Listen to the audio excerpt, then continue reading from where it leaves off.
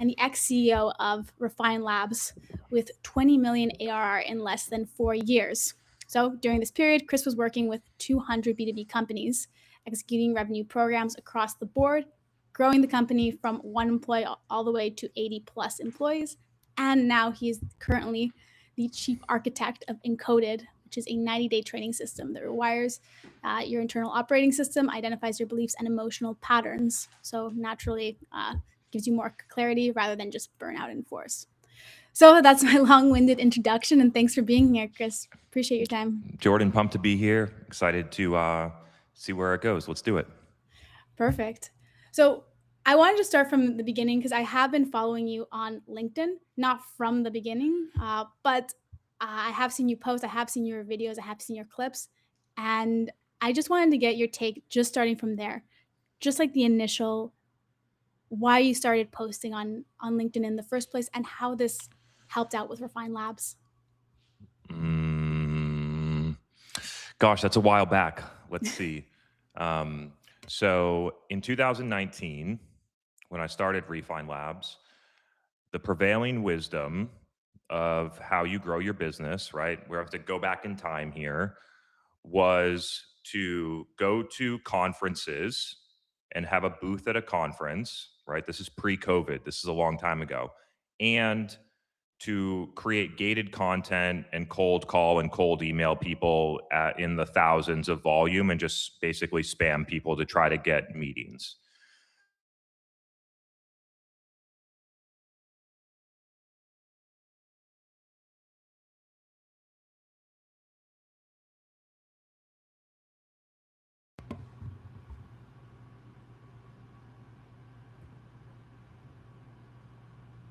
Oh no, hope it didn't freeze on my end.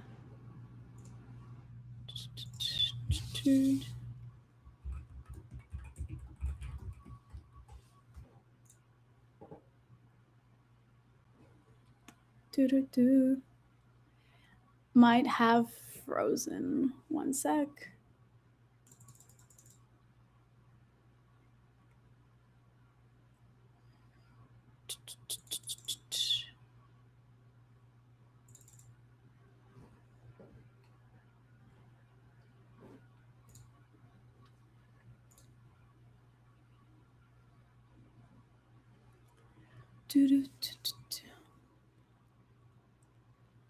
Brief break.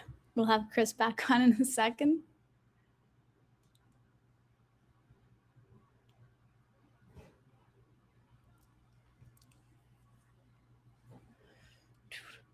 Let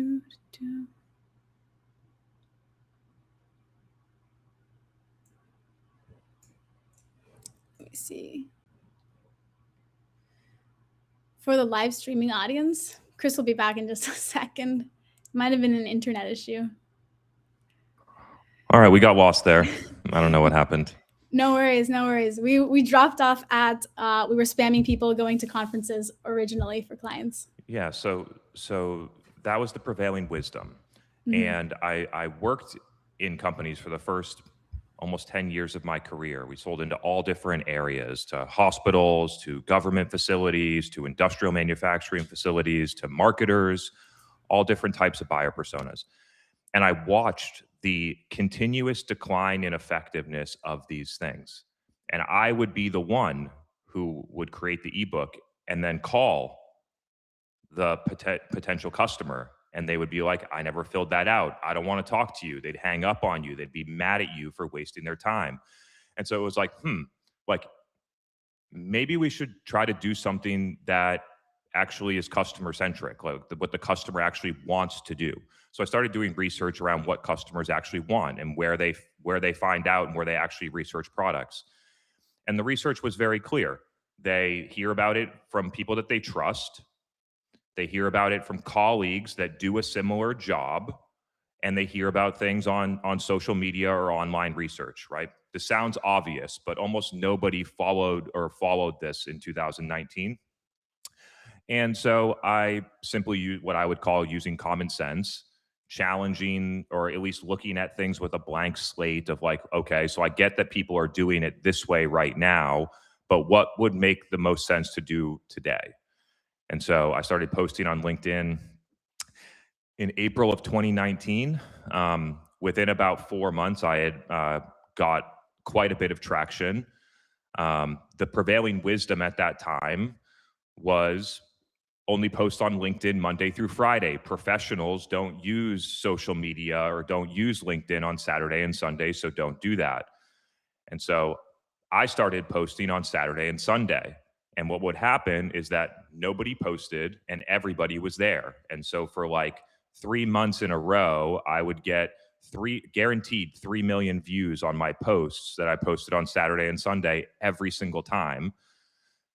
Which was, again, just like not just listening to what people say, but thinking for yourself. And then I noticed that people started to plagiarize all my stuff. So I would wake up the next day and people would send me a post and they'd say, hey, this person in Germany, all they did was just translate your English post into German and then copy you the next day. And so that was the point that I started moving to video content. And that was in late 2019. And the interesting thing about this story is that for the first year, my business did grow.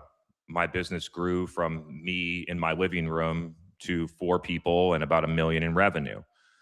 But the thing that was so important was that then this thing called COVID happened. And COVID shut down all of the conferences where companies spent 50% or more of their marketing budget to do it. And none of them knew how to do digital and social marketing, not at least in a modern, effective way. And so when that happened, then everyone goes to remote work. There's no conferences, and the pedal on the metal happened with my strategy. And so that was when the business went from 1 million to 20 million in 2 years, because I had built the foundation and the understanding of how it worked for the consumer, and then the things caught up to the way that I was doing it. Whoa, that's a lot. So your initial client, like the very, very first client that you got, was this just they saw a video on LinkedIn and then they reached out to you? The first 5 clients were people that knew me from the professional world that I had worked in, just my regular connections. And I think that basically anyone that's going out on their own could get to 20 million ARR just based on their existing network without needing to post it all. So that would just flip your LinkedIn to founder, and people see that, oh, you're not working at that company anymore, you're doing your own thing. And then some people that have worked with you in the past would be interested in having you help them out. Amazing. And during this period of time, one of the things that you're very well known for as well is the dark social, because not a lot of people know you can necessarily track something for like Google, or you could track something for like Facebook, but they could have been following you for like a long period of time on LinkedIn, on Instagram, and then they just converted when they saw that, when you hit them with the right Google ad at the right time in the right place.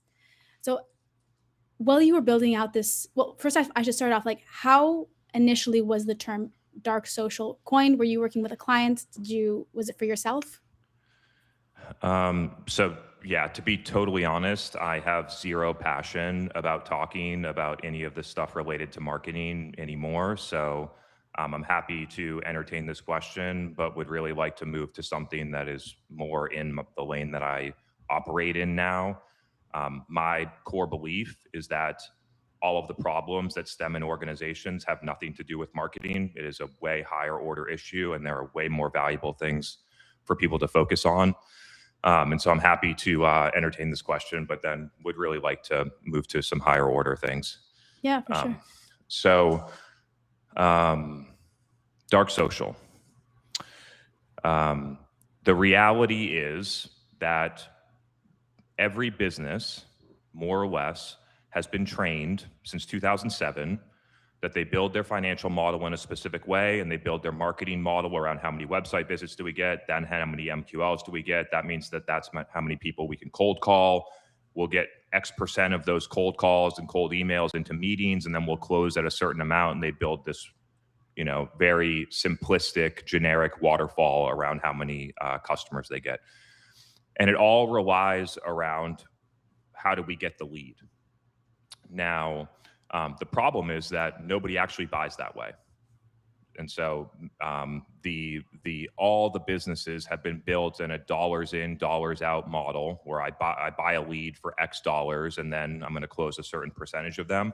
And it just totally defies how a modern buyer works, especially as you get further and further into more complex buying cycles. But it honestly works for everything. Right now, I offer a $79 a month product, and it's also a complex buying process for everybody.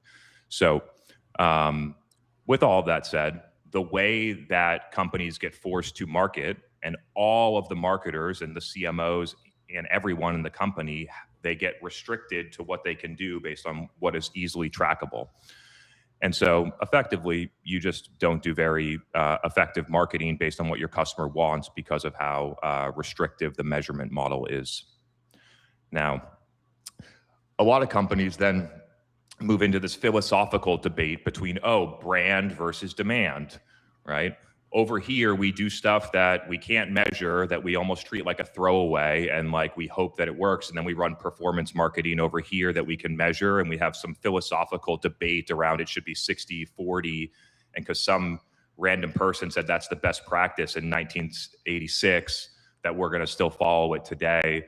And it's just like, at this point now, we need to think for ourselves in everything in life, not just in the marketing category, in everything in life. Where do we live? Why do we go to work? What time do we go to work? What are we going for in life? Who are we listening to? Why do we listen to them? What rules are we playing by in life? It's just like, at this point now, so many things are changing that just like following a best practice that somebody else published from 2015 makes absolutely no sense. The world is changing so fast. The things that, and by listening to somebody else, you are inherently behind. They have already done it. They've tested it. They've collected it. The time lag between you figuring it out, you are inherently behind. And secondly, every time you focus on listening to somebody else and just doing what they say blindly, you are destroying your own self-trust. You are destroying your own discernment, and you are not consciously saying it, but you are outsourcing your own decisions to somebody else. And so historically, that's been the safe thing to do, right? You don't get fired for buying IBM.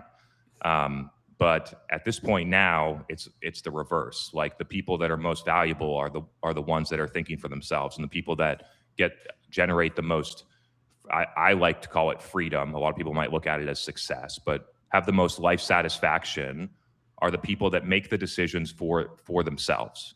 So I'm encouraging everybody to take a look at that, because I was the one who followed best practices up until 2017.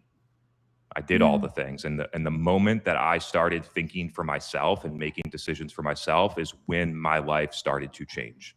And so now people can see now in 2026 what it looks like, but I'm trying to tell people about the things that got me from a 100K job, working 60 hours a week, making 100K, maybe getting a 15K a year bonus, having a roommate with $1,000 a month rent that I could barely afford my car, living paycheck to paycheck, and the steps that I took to get just to the next step.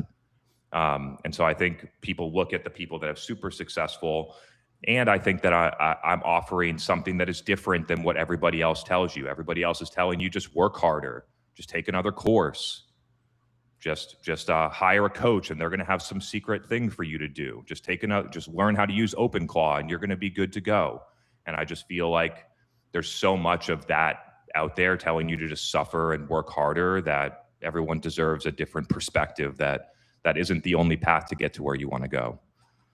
Awesome. So let's dive a little bit deeper into that too, with ENCODED. One of the things that I saw was that most people fail because they skip the identity, and then they go straight to the behavior. So starting from there, I know that there's like a tier system as well that you guys do, the tier mapping. Can you elaborate a little bit more on the tier system you guys work with? Let's start foundational, and then we'll keep going. So yeah. The current statistic is that 91% of New Year's resolutions fail. And for all of us that are listening, including myself, that have been back in the day and set a New Year's resolution, this is the year that I'm going to get in shape. This is the year that I'm going to stop drinking alcohol. This is the year that I'm going to quit my job and go start my company, or anything that this is the year that I'm going to find my partner, anything in life, that there's actually a 5-step process to go through to effectively accomplish what you want. And the problem is that people start at step 3 and they skip a majority of step 1 and 2. That is called willpower. And willpower runs out because you are trying to force yourself to do something that doesn't align with your subconscious mind, which creates internal friction. That's why going to the gym in a New Year's resolution, it feels hard. It feels draining. It's like, oh, I can't do this. It's because it doesn't align with the subconscious programs running in your mind. So that internal friction is actually why willpower, for the most part, runs out, right? 9% of the time it works, but it's hard, it's draining, it costs us life satisfaction, it takes a long time, and it's very unlikely to succeed. So, yes, we must eventually change our actions. However, it's a very low leverage place to actually create change when we start. So, what we do is we identify what are the subconscious programs running in our mind that are preventing us right now from doing the thing that we want to do, from being the person that we want to be, from accomplishing the thing that we want to accomplish. The point about subconscious is that we are not aware that it's there. We assume that it's a fact about how the world works. We haven't looked at it, so we don't challenge it, right? And so for somebody that's trying to go to the gym consistently or be healthy, they might have a subconscious belief that I can't get healthy until I'm rich. I need to grind and suffer until I make X amount of money, and then I'll focus on my health, right? So it's preventing them from doing that. And they might believe deep down, I'm not a healthy person, or something about themselves that they're not aware of. So we have to identify what are the things that are holding us back. Then we intentionally reprogram our subconscious mind using an innate capability that all humans have called neuroplasticity, that our brain can rewire how we see the world and how we interpret the world through repetition. Everything that we do today, our emotional reactions, the random thoughts that we get in our head, the behaviors that we do automatically, have all been created through neuroplasticity, through a repetition that we were not consciously choosing. So we can instead be intentional about what we want to believe about ourselves in the world. So then we reprogram. Working out gives me energy to do all the other things that I want to do in my life. It's an entirely different way of looking at it, right? 15 days later, your brain is starting to accept this new belief about how the world works. Then, because your brain is starting to accept it, you start to actually feel differently. There's less internal friction about going to the gym, and then going to the gym is easier. Then when you go to the gym, you realize that you like it, and it's starting to confirm to your brain, oh, wait, this is giving me energy. This is helping me be more successful in all the other areas of my life. Look, I'm showing up better to my family. Look, I look better in the mirror. Look, I have more energy at work. I have less stress. This is working. And then the flywheel starts to spin and your mind reprograms around this new way of operating. Then over time, as you do it, it just becomes part of who you are, right? So there was a time in my life where it was really hard to go to the gym. I'd go 2 days and then I wouldn't go for a month, right? I know what that feels like. And no matter what my best intentions were, I just couldn't do it. Now I wake up 7 days a week around 9 a.m. and I go to the gym every day. It's automatic. It's an autopilot behavior for me. It's a good one. And we can use that exact process in anything that we want to accomplish in our life, to have more autonomy in our time, to have more trust in ourselves, to show up better in our relationships, to lead our team better, to be more healthy, to have more positive thinking around ourselves and how the world works, to make more money. Basically, anything that you want to do in your life can be accomplished through this process. And so that is at the foundation what we're doing. We're not skipping steps, which is what everybody is taught to do, to just force your way through it.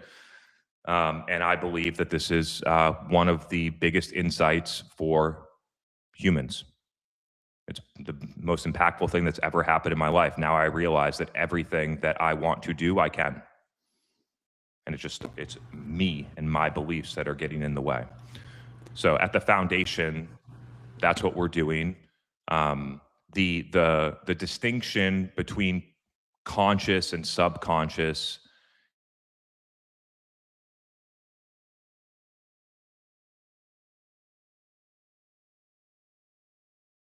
we're losing it again.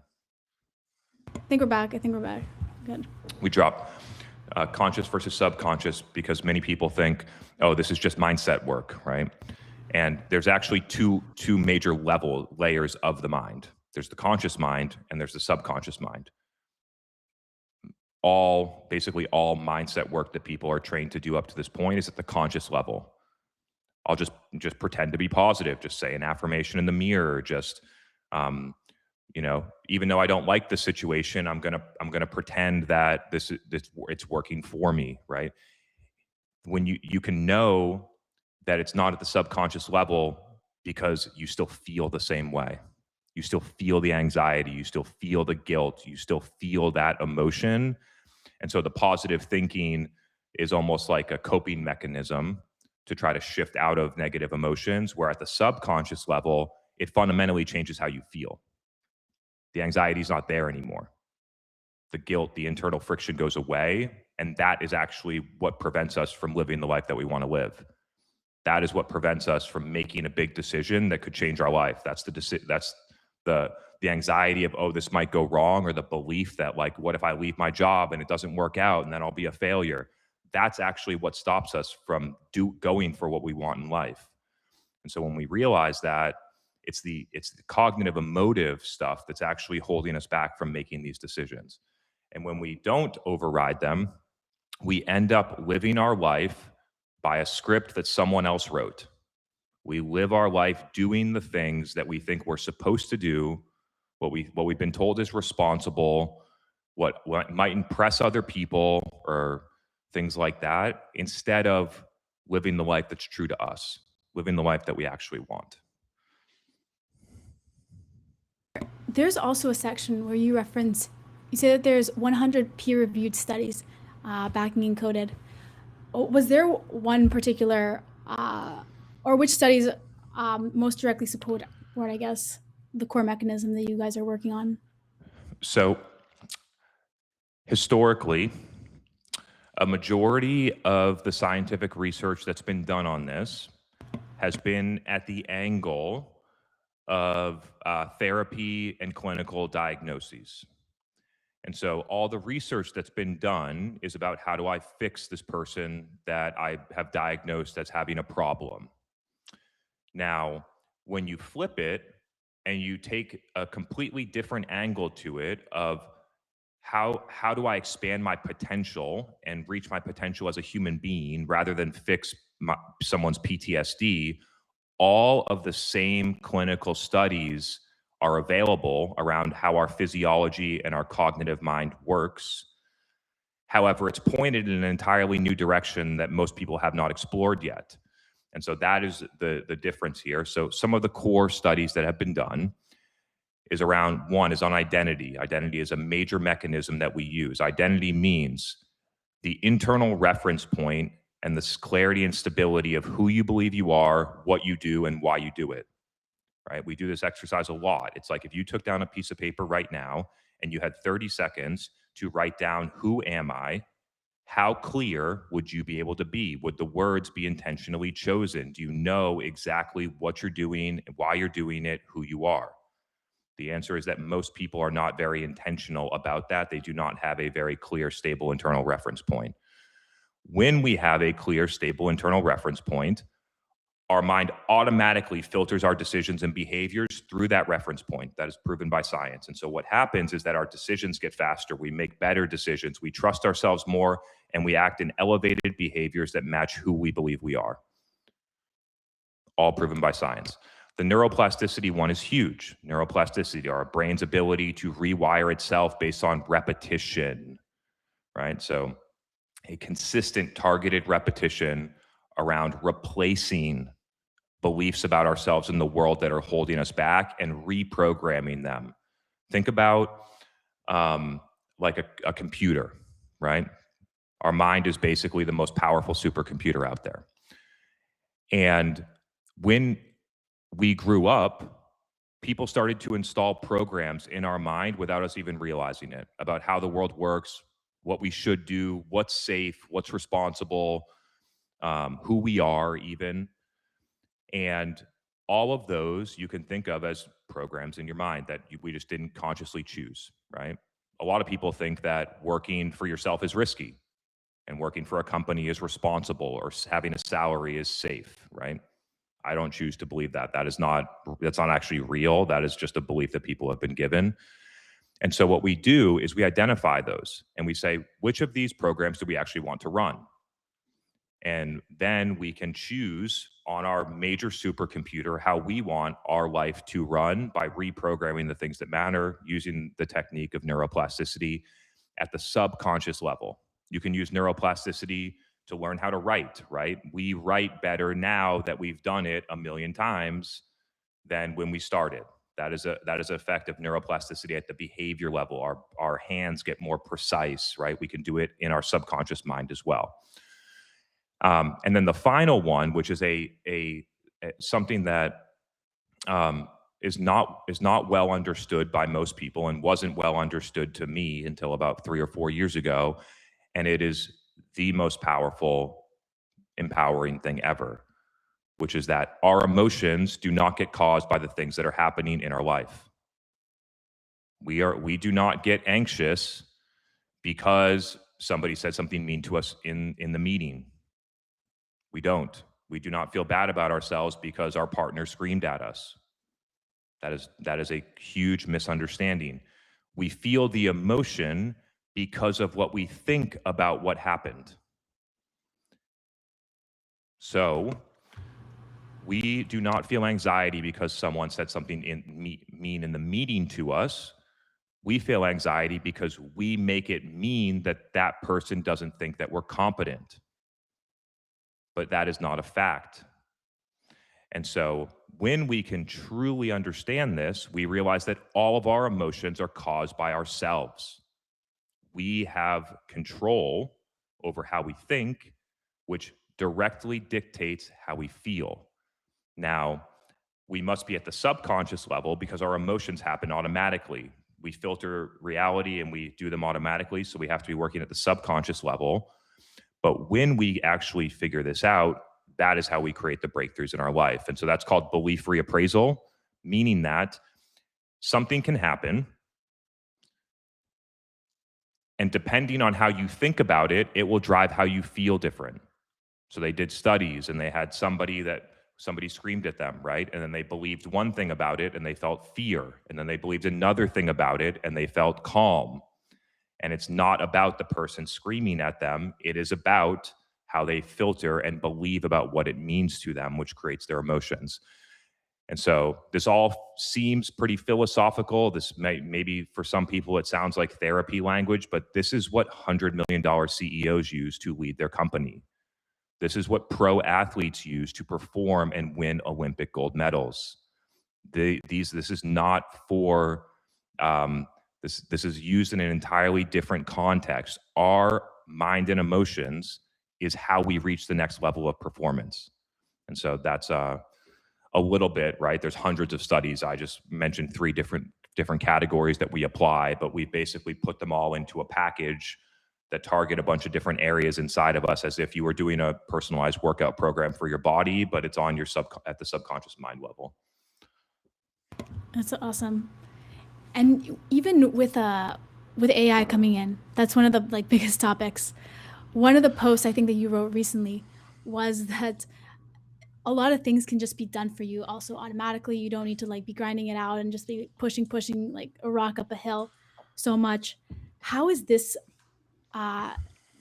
this methodology going to come into play with AI coming into play as well? Yep. So I'm in final editing of my first book, which is covering this exact topic at a macro level. And what we've done is that we've looked back at every single major technological shift in modern history, and you can see all the patterns of how people respond to it, which is exactly what everyone is doing right now. And so the most recent major technological shift before AI, people might think it's the internet, but it's not. It was programmable automation and industrial automation in a factory. And so up until the 1970s, a majority of the US economy actually worked in factories. They lived in cities, they had a 30-year mortgage, they got a pension, they went to a factory. They made money by providing physical labor and running manufacturing facilities. Now, what happened was that then this automation came in. This automation came in that started to do their job. And it didn't happen overnight. That technology transition took about 30 years. And so at the beginning of the technology shift, it wasn't the automation was an ally to the people. It started doing the small little parts of their job that they didn't really like to do, and it allowed them to focus on other parts of their job.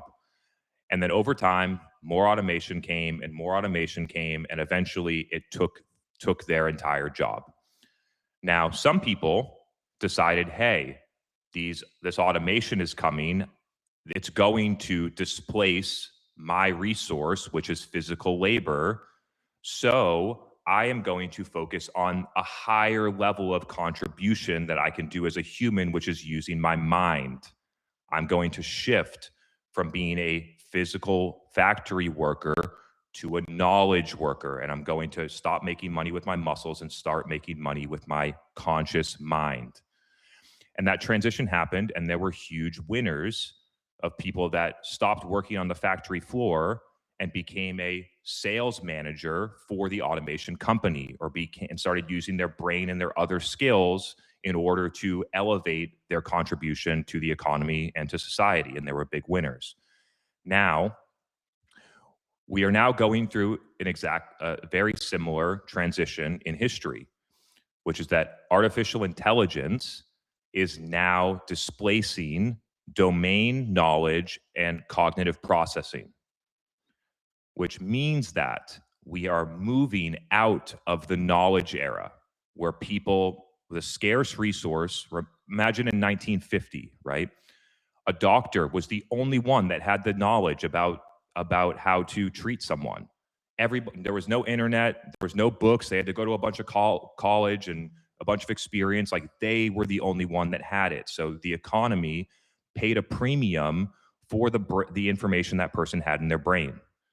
But now it's 2026. The premium on that information is now going to zero. AI can do what a junior lawyer can do in 30 seconds, way faster, cheaper, better, 24/7. And the same thing is happening to content creators, right? Software developers, customer service representatives, basically anyone who processes and applies information in their conscious mind. That level of contribution as a premium resource is going away because of artificial intelligence.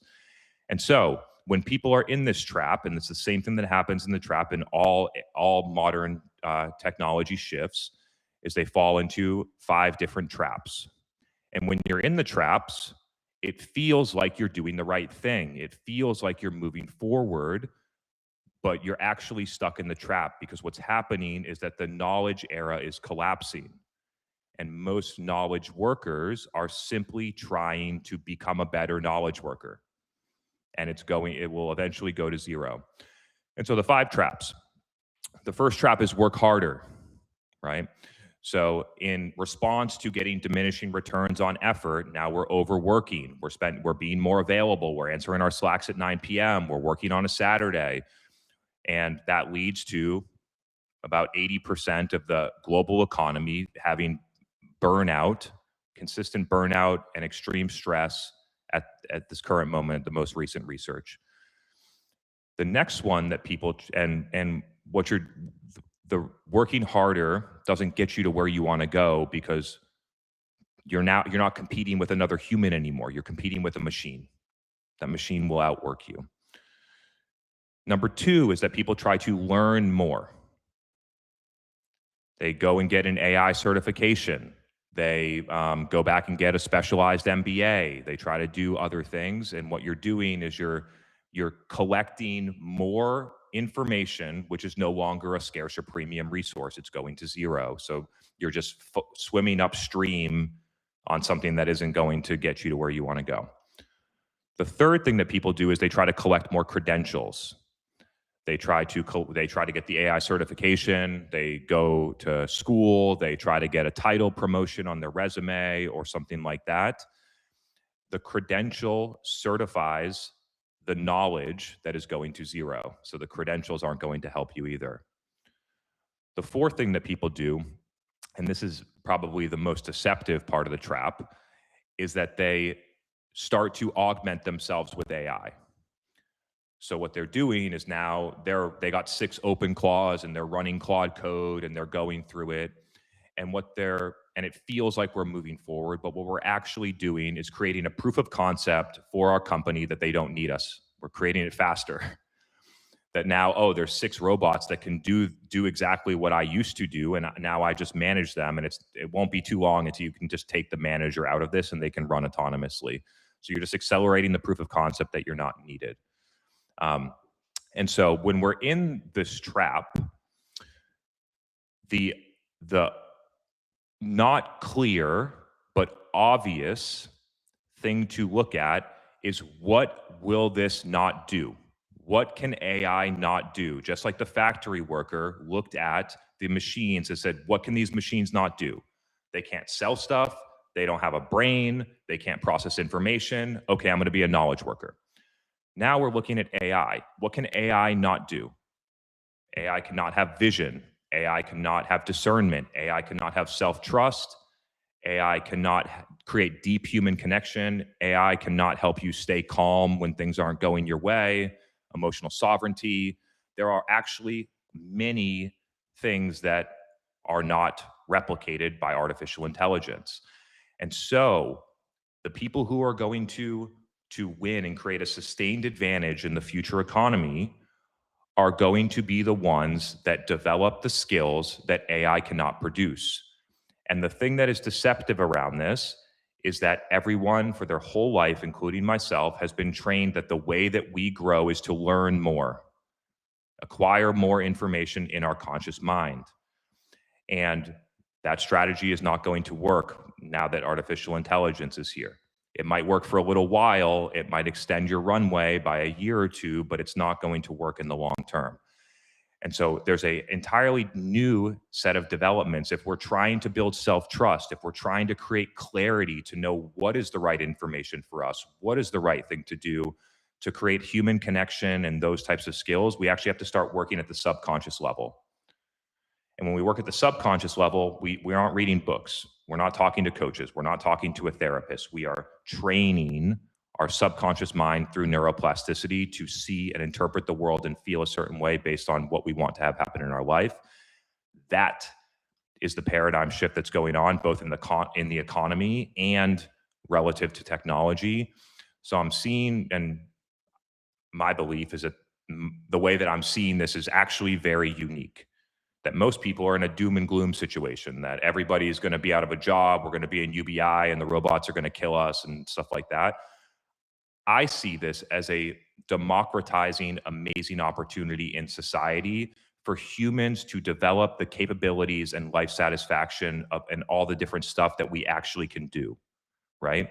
In a factory, the factory worker always had a brain. They always had the capability to think, to process, to do more, to invent, to do those things, but they never had the opportunity to because the economy didn't value it yet. And at this point, all of us have the ability to be creative, to be clear, to have a vision, to build our life intentionally, to operate autonomously, to do all of these amazing things that we can as a human. And now the economy is finally starting to value it, and it is going to be a premium, scarce resource. We have been taught basically our entire lives that somebody else out there is smarter than us and knows more than us. And so we shouldn't trust ourselves. We should go and look at what someone wrote in a PDF. We should go and hire some specialized coach. We should go listen to Tony Robbins. We can't trust ourselves. And I'm saying the exact opposite, that nobody knows what is right for you except for you. And that all of that is inside of you, just like you have a brain. You can learn all these different things. You can learn how to trust yourself. You can learn how to think clearly. Being a visionary is not a personality trait. It is an internal capacity that we all have. And so I think that is amazing. I think that's super empowering. I also think that historically in society, there were groups of people that were highly disadvantaged, meaning that if your parents weren't rich, then maybe you didn't get into the best college, and therefore you weren't in the best college, you couldn't get the best job, and you were disadvantaged, right? If your parents were poor, maybe you didn't even get to finish high school, right? If you were born in the farm era and you didn't own land, then all of a sudden you were making minimum wage working on the farm instead of the people that own the land. So there was always these major advantages and disadvantages for people. Now, your parents can't buy you your self-trust. There's nobody that can do it for you except for you. And so I believe this democratizes the people that were really creative and never made any money because the economy didn't value that. Like now it's becoming a premium thing, and it's creating an opportunity for everyone. There's still disadvantages, right? If you're poor and you're focused on surviving and getting your next meal, maybe you can't focus on building these skills yet. But so it's not a 100% philosophical level playing field, but it's way more level than the previous places, and it gives everyone a very strong opportunity to build a great life. Amazing. And I guess one of the last notes that I wanted to end off on is kind of like the expansion of this too.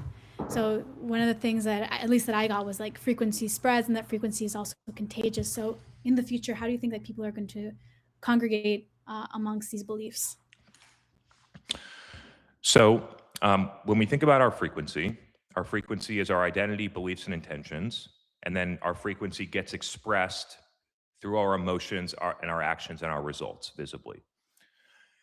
And so, and in between our identity, beliefs, and intentions and our emotions and actions, we have our nervous system. Our nervous system is like the battery for us, right? Now, it's been proven through science that humans, it's called coregulation, that our nervous systems sync to each other. Meaning that if you are in a room with someone that feels anxious and scared, that your nervous system will start to feel more anxious and scared. And if you spend enough time with them, you will start to assimilate to that. So the people that work at a venture-backed company that's always in a rush, that's always falling behind, that has a bunch of pressure, no wonder you feel burnt out, stressed. Even if that wasn't you before you started in the company, your nervous system is assimilating to the frequency of the environment that you're in. This is a proven fact.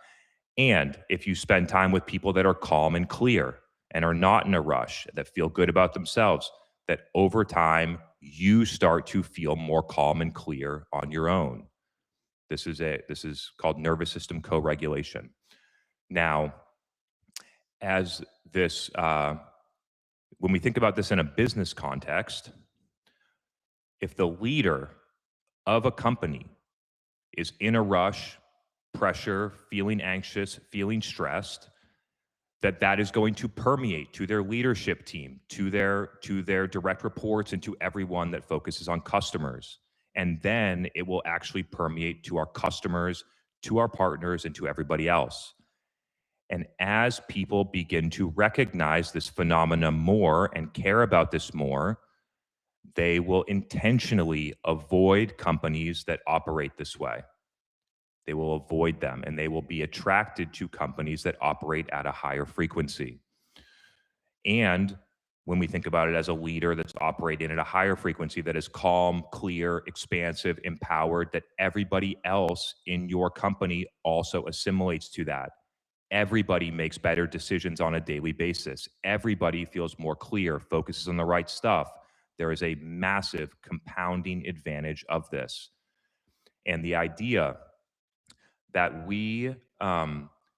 information used to be scarce, right? Now there's infinite information. And what used to be an advantage, which was collecting information, is now a disadvantage because of cognitive load, meaning that the more information we have actually the harder it is to see what matters and the harder it is to make a good decision. That is also proven by science. And so having people that can, like, there's a bunch of companies out there, right, that have a ton of AI agents, a ton of information, and have no idea what matters. So there's actually the value now is what matters. How do I see through these million things and decide what are the two things that matter to us right now?